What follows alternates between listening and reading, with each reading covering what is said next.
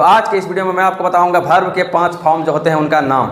बहुत सारे बच्चे को नहीं पता होता है वर्ब के 5 फॉर्म का नाम क्या होता है। वो सिंपली जानते हैं V1, V2, V3, V4, V5, बस यही जानते हैं। लेकिन उनको ये नहीं पता है वर्ब के किसी फॉर्म को प्रेजेंट पार्टिसिपल कहते हैं, किसी को पास्ट पार्टिसिपल कहते हैं, किसी को प्रेजेंट टेंस फॉर्म कहते हैं, किसी को बेस फॉर्म कहते हैं, किसी को सिंपल प्रेजेंट टेंस फॉर्म कहते हैं। मतलब अलग अलग उनका नाम है, ये चीज़ आपको नहीं पता है। और इसी कारण आपको क्या होता है 12th के परीक्षा में, 11th के परीक्षा में, 10th के परीक्षा में या फिर कंपटीशन के एग्जाम में, ये सब में आपको प्रॉब्लम फेसेस करने पड़ते हैं क्योंकि आपको पता ही नहीं होता है। और भाई मेरे बेस मतलब वर्ब के जो फॉर्म होते हैं 5 इतने इंपॉर्टेंट है, वॉइस में, नरेशन में, टेंस में, सब चीज़ में उनका यूज होता है। आप लोगों को पता होना चाहिए। और ये अगर आपको आप नहीं जानते तो आगे चल के आपको बहुत ज़्यादा दिक्कत का सामना करना पड़ सकता है। इसीलिए आपको टेंशन लेने की जरूरत नहीं। मैं आपके लिए आज लेकर के आया हूँ वीडियो वर्ब के 5 फॉर्म का, जिसमें मैं आपका पूरा कॉन्सेप्ट क्लियर कर दूंगा कि आखिर वर्ब के 5 फॉर्म का नाम क्या है। ठीक है, ये सारा चीज़ मैं आपको बताऊंगा इन डिटेल। आज के बाद आपको प्रॉब्लम ही नहीं होगा। ठीक है, तो चलिए हम लोग वीडियो को स्टार्ट करते हैं। लेकिन इसके पहले मैं आपको बता दूं, मेरा नाम है कुंदन गोस्वामी और स्वागत है आपका जीसी क्लासेज चैनल पर। तो चलिए फटाफट के अंदाज में वीडियो को स्टार्ट करते हैं और हो जाइए आप लोग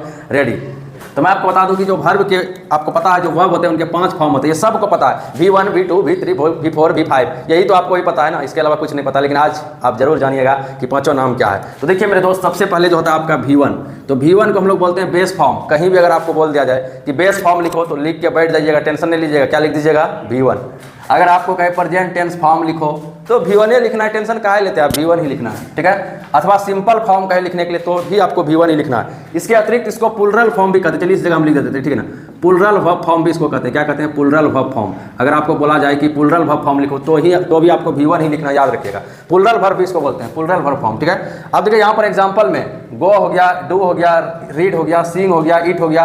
गो का मतलब जाना, डू का मतलब करना, रीड का मतलब पढ़ना, सिंग का मतलब गाना, ईट का मतलब खाना। ये सब चीज़ आप लोग जानते हैं, बताने की जरूरत नहीं है। ठीक है, तो ये हो गया V1। V1 को क्या क्या नाम से बोलेंगे सर जी? तो देख लीजिए, base form, present tense form, simple form या फिर प्लुरल वर्ब फॉर्म। अगर ये चारों में कोई एक नाम बोले तो आप समझ लीजिएगा ये V1 के बारे में ही बोल रहा है। चलिए फटाफट के अंदाज में हम लोग देख लेते हैं दूसरे को। ठीक है, तो दूसरा नंबर है आपका पास्ट टेंस फॉर्म। तो पास्ट टेंस फॉर्म किसको कहते हैं सर जी? वो भी बता दीजिए। तो पास्ट टेंस फॉर्म कहते हैं हम लोग V2 को। जब भी आपको कोई बोले V2 लिखो, एकदम कायल आप कुछ करिएगा, टेंशन नहीं लीजिएगा, आंख बंद करके V2 लिख दीजिएगा।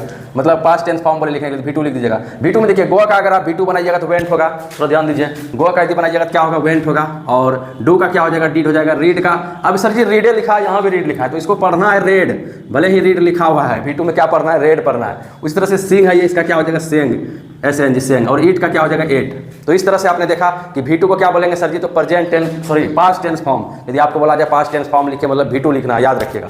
नंबर तीसरा V3 को बोलते हैं पास्ट पार्टिसिपल फॉर्म। क्या बोलते हैं? Past participle form. बहुत सारे बच्चे को कहते हैं कि पास्ट पार्टिसिपल फॉर्म लिखो वर्ब का, कहिएगा क्या लिखेंगे सर जी? कुछ समझ में ही नहीं आ रहा है। तो यही चीज़ जानना है आपको कि पास्ट पार्टिसिपल फॉर्म V3 को कहते हैं, वर्ब 3 को। ठीक है, तो देखिए यहाँ पर जैसे हम लिखे हैं गो लिखे हैं वेंट, और V3 क्या हो जाएगा? गो का गोन हो जाएगा। डू, डीड, ये डन हो जाएगा V3 में। रीड, रेड, रेड इसको पढ़ना है, इसको भी रेड पढ़ना है V3 में। ठीक है, तो रीड, रेड, रेड। ये हो जाएगा संग, सिंग, सेंग, संग। ठीक है, तो इसको संग पढ़ेंगे, SUNG संग। और फिर यहाँ पर ईट, एट, ईटन। ईटन क्या हो गया यहाँ पर? V3।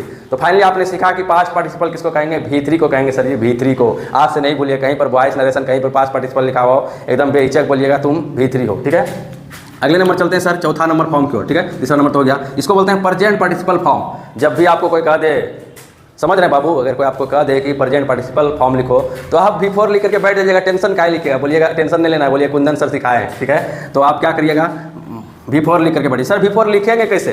तो V1 तो आता है ना, ईट लिखने आता है ना, उसी में ING जोड़ देना है, हो गया। और क्या, कुछ नहीं करना है मेरे दोस्त, कुछ नहीं करना है। तो V1 प्लस ING क्या हो जाएगा? V4 हो गया। तो V4 को क्या बोलते हैं? Present participle form. ठीक है, जैसे लिखेंगे हम लोग going, doing, reading, singing, eating.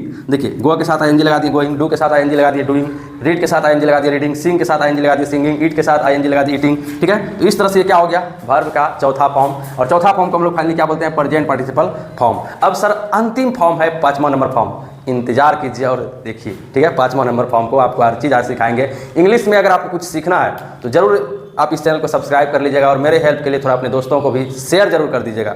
चलिए देखते हैं 5 नंबर का फॉर्म। ठीक है, नंबर 5, और थोड़ा अगर आपको पसंद आए तो लाइक तो आप कर ही सकते हैं, आपके हाथ में रहता है। ठीक है, तो V5 को क्या बोलते हैं? Singular verb form.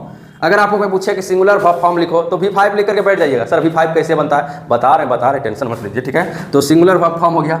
Simple present tense, simple present tense third person singular form, देखिए इतना बड़ा नाम, simple present tense third person singular form यदि आपको बोले तो भी V5। सर इतना बड़ा नाम, बिल्कुल सिंपल प्रेजेंट टेंस के थर्ड पर्सन में ये फॉर्म, सिंगुलर फॉर्म में ये वर्ब का फॉर्म 55 नंबर लगता है। आप टेंस पढ़िएगा तो आपको पूरा डिटेल पता चल जाएगा। टेंस पढ़ाए हुए भी और भी पढ़ाएंगे भी अगला वीडियो में, ठीक है, तो बने रहिएगा इसमें, ठीक है। तो थर्ड पर्सन सिंगुलर फॉर्म किसको बोलते हैं, तो इसी को V5 को। सर और कौन नाम है, एक और लिख लीजिए, ज़्यादा का टेंशन ले रहे, एस फॉर्म, तो एस फॉर्म भी किसको बोलते हैं, V5 को। आप अगर मेरा वीडियो देख रहे हैं तो कॉपी कलम लेकर बैठिएगा और लिखिएगा भी। तो क्या क्या नाम बोलते हैं, सिंगुलर फॉर्म लिखने के लिए बोले तो V5, simple present tense third person singular form बोले तो भी V5, कोई एस फॉर्म बोले तो भी V5 को लिखना है। और ध्यान दीजिएगा, यदि आपको बोला जाए V5 कैसे बनाया जाता है तो V1 में या तो एस जोड़ना या ES जोड़ना, गलती से V2 V3 V4 में मत जोड़ दीजिएगा। किस में जोड़ना मेरे भाई, V1 में क्या जोड़ना है, एस या ES जोड़िएगा तो क्या बन जाएगा V5। जैसे देखिए गो का V5 हो गया गोज, डू का V5 हो गया डज, V1 में डू है, रीड्स हो गया V5 में, सिंग का सिंग्स हो गया, ईट का ईट्स हो गया। इस तरह से समझ रहे हैं बात को।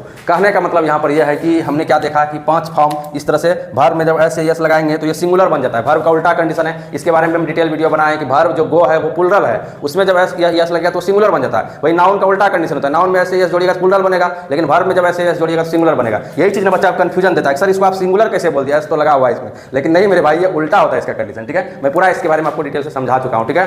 तो आशा करते हैं ये वीडियो आपको पसंद आया होगा। अगर वीडियो आपको पसंद है तो वीडियो को कर दिए लाइक, और चैनल पर नए हैं तो सब्सक्राइब भी कर लीजिएगा मेरे दोस्त, और अपने दोस्तों को भी अधिक से अधिक शेयर करिएगा।